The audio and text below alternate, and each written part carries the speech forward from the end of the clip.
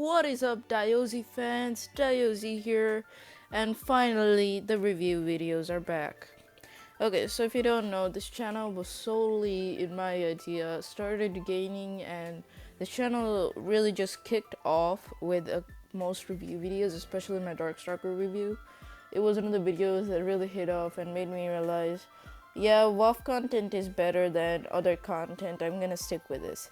And after a long time, I don't even remember the last time I did one of these, I'm finally returning to review the lost content arcs, and then gonna give out a final 17 book ranking. I'm also gonna review Dragon Slayer and do a mini reviews on each of the Winglets novels. Those are gonna be coming out in the next weeks or so.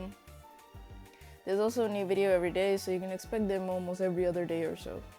Okay, but guys, with it, let's get into the video. Also, don't forget to hit the subscribe button because we're like in the lead against Glade the Mudwing, and I am literally only 13 subscribers away from winning this sub war. Might have thought that I would have almost hit 100 subscribers. I'm 13 away. I remember when 13 was the only thing I had. But anyway, guys, let's get on with the video. Okay, table of contents. So there are going to be 4 chapters to this. That's the overview, the plot, the characters, and my final thoughts. Let's go. Okay, so the overview of the story. The story focuses on Blue as he realizes his sister, who is a flame silk, Luna, is basically a flame silk, which means she's gonna get captured by the Hive Wings. He then sets on a quest, meeting with new friends such as Cricket, and old friends such as Swordtail, eventually meeting more new friends like Sundew, to rescue his sister from the wrath of Queen Wasp. Basic overview. I don't really need to say much. This is also the first book on the newest prophecy, and is a whole new spin where the past 10 books all consisted in the same land, within the same consistency. This book tries to do differently, and it's cool. Okay, plot. Okay, so fun thing about the plot is the beginning goes with Blue again, the same thing. So, more than this, what I need to explain with the plot is on the key fixes, the problems, and everything. Okay, so some goods about the plot is that the story never really stops. It always keeps going. There's new things that we discover, and especially now since this is the Lost Continent, they need to make everything count, because unlike before where we have pre-existing knowledge of everything, this is totally new, which allows them to also give out a new spin, and they can do many other new things, which honestly is really good for them. Now, I don't really see much problems with the story in itself. The story is good, there's no problems. In itself, it's pretty good. I mean, it's a really nice plot. It could even be adapted into a mini movie. In my idea, I mean, this is a very basic but plot that was done pretty okay. So overall, the plot's good, the story's amazing. Story-wise, it's good, so moving on. So here's where I meet the problem, the characters. Okay, so first character I'm going to talk about is Blue. Now, the thing with Blue is that Blue has a different spin compared to everybody else. Blue thinks on everybody's thought, not just him. He never truly thinks on what he thinks. He thinks on what the others might think. And while this may be a good new spin on characters, and it might be good in hindsight, it really fails to adapt to the goodness that a character who not only thinks about himself but also thinks about others can have. And him learning to be mad and learning, hope I'm using the correct word, oppression, being mad at others for having this literal high class racism against him, and him being okay with it, and him learning not to be okay with it. It's kind of a weird arc for him, because he's like a baby trying to learn the key ideas of man, learning unfairness. He's trying to find the unfairness, and it's kind of annoying at times when he's trying to not trying to speak for the Hive Wings, but is morally just trying to shed light on these characters that have been their ruthless slave owners.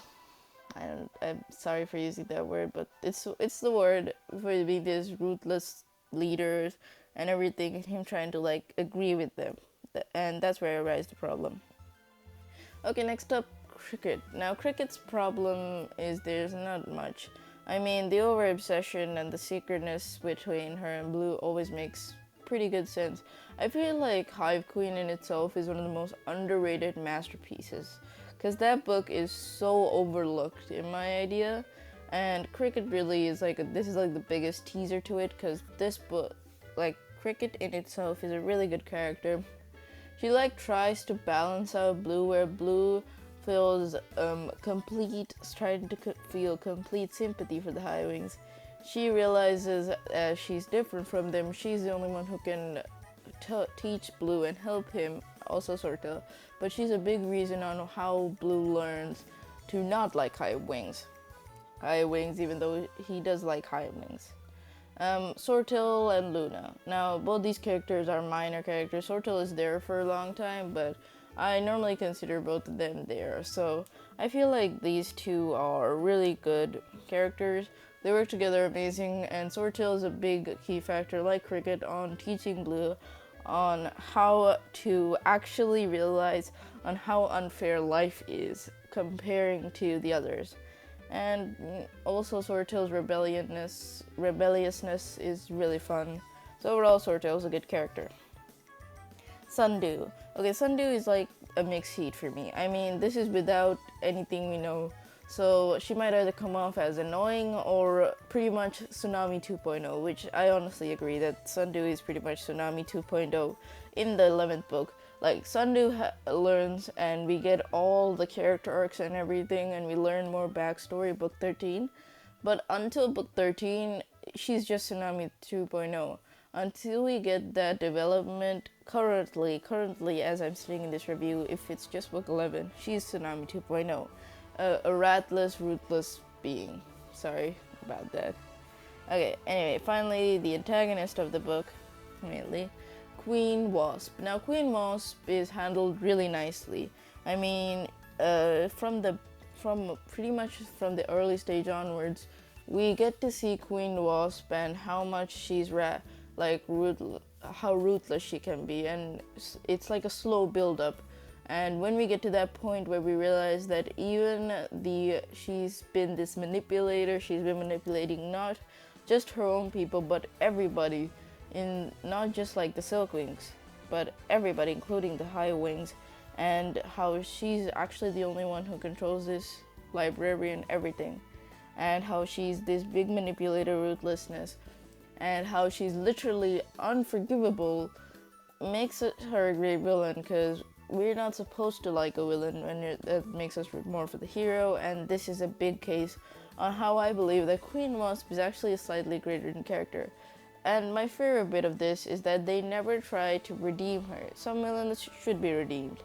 Good example, Cedric in Sophia the First. He's pretty much said to be redeemed, and it's good that he is.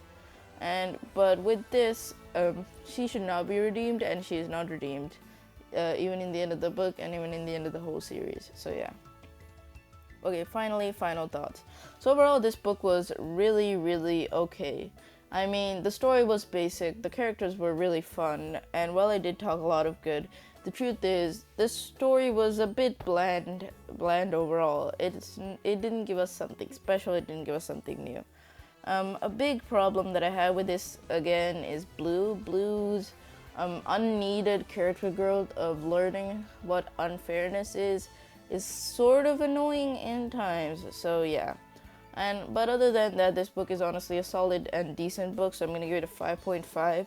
This isn't that high overall, but I try to do it. So yeah. But guys, at the end of this video, whole video, sub to the channel would be amazing, because we're about to reach 100 subs. And I'm really excited to beat Glade, cause I'm gonna make a history of Diaozi video, a history of Diaozi, the Nightwing / Rainwing video. So yeah. But guys, that's Diaozi going out.